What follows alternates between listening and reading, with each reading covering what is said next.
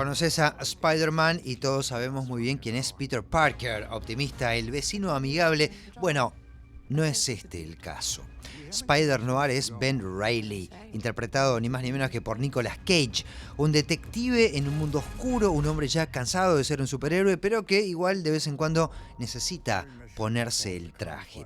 La serie llegará completa a Prime Video el 27 de mayo y se podrá ver en dos versiones, blanco y negro, homenaje al cine noir, o a todo color. Y en Tecno, por supuesto, estuvimos con los protagonistas. You have written a lot of stuff, but this is your first time as a showrunner. Why Spider-Noir, and what made you decide to swing in this project? TV and showrunning is a lengthy and it's a big undertaking. So I would never take it on lightly. I've worked with Phil Lord and Chris Miller before. I've worked with Amy Pascal before, and they're sort of the keepers and guardians of all things Spider-Man. And they came to me with the project Spider-Man Noir, and it was set in the 30s in New York. It's noir, and at the time it was black and white, and it was just very appealing to me. And I sort of leapt out. I said, "Listen, I only have one hesitation. I don't really feel not capable, but like it's not applicable to me to tell a story about a high school kid. Like I'm a little bit older than that. Can I age him up a little bit and tell a new version of Spider-Man and see where he's at a little bit later in life?" And they said, "Great, like follow your heart." And then from then I dove in as, I swung for the fences. For most people, Spider-Man is Peter Parker, but you went a different way. Peter Parker to me is we've seen him a million times and we love him, and he, generally speaking, is a young up-and-comer. With great power comes great responsibility. He's young, he believes, he wears that responsibility. He does everything he can to... He's friendly. Yeah. This is your not-so-friendly neighborhood, right? How many times?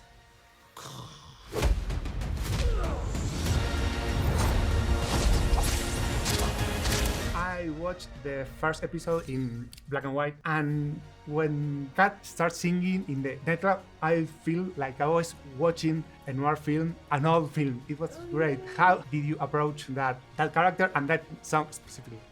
That song, I mean, everything Oren created this character with inspirations that he drew from. So I did the research following where he pulled from. We built her from that, and then we also took little snippets of Felicia Hardy's background, created Kat. I come from a musical theater background, so we worked with different voices where we wanted her to sound like, and through a process of trial and error, and you picked the song, which I thought was really quite perfect. And nothing was accidental. Lily auditioned with a performance, an acting performance and a song. Mm-hmm. We knew that you could sing and we knew that you could act, obviously.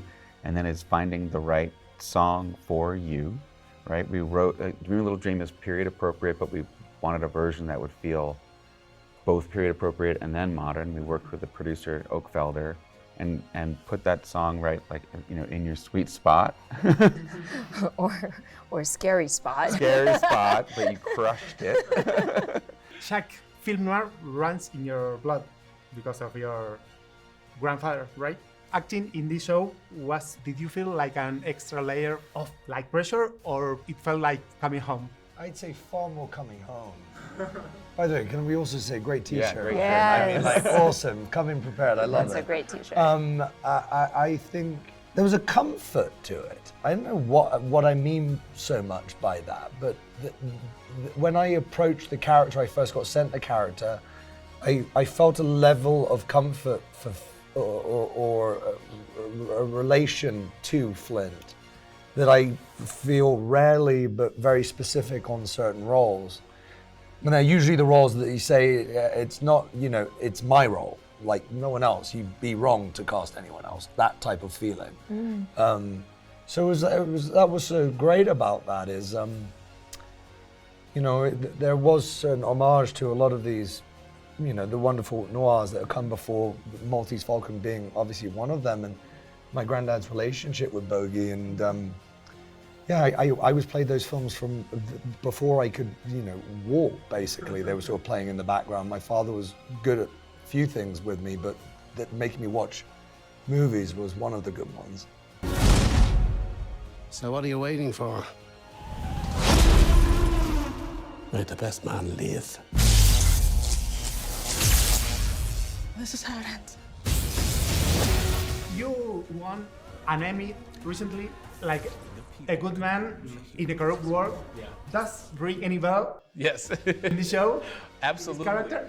Oh, 100%. And I took a similar approach. In a world of corruption, there needs to be some good people. I remember approaching this role thinking the same thing. Just be kind. Just be kind. Treat people with respect and be kind, and all will be revealed. And I think, especially when you're dealing with this larger-than-life world where there are superheroes and mutants, you have to stay steadfast in what you believe in, not just for yourself, but for the people. Some of those people who are physically helpless against all that craziness, and with Robbie, his superpower bleeds through his writing, and I think that is. I think it's so necessary for the people to have that at their disposal. ¿Cómo te sentiste? ¿Y cómo te aproximaste para interpretar este personaje? Pues cuando lo leí, luego empecé a soñar, dije, ay, que me lo den, pero después tuve que calmarme porque hay muchos factores en este tipo de plataforma, ¿verdad? Pero gracias a Dios me lo dieron y me sentí, con mucha honra representar a una mujer muy capaz. El personaje ahí estaba. Es muy inteligente, es muy chistosa y lo pone al tú por tú. Entonces se me hizo muy familiar, como mi mamá, como mis tías, como mi hermana, mi familia y como yo. Entonces ahí fue el punto de acceso para mí y de ahí nos fuimos y ya cuando conocí a Nick empezaron a cambiar las cosas, pero siempre fue de algo que yo ya conocía, que era mi familia. Of you, what was it like working with an actor like Nick Cage, and does he show up on the set like Nick, or he's always very Riley? Oh man, so he shows up like Nick Cage. Yes, for sure. He shows up in a sexy car. Yes, yes. He's dressed as cool as you could possibly think. Leather, Leather, it's so cool, man. It's so cool. And then he'll go in his trailer and he'll come out as Ben Riley. Yes. And he's very professional. Mm-hmm. He's the kindest, I would say, the most generous superstar you've worked with. Yes. I've worked with a lot of cool people in my life, and they're not as generous.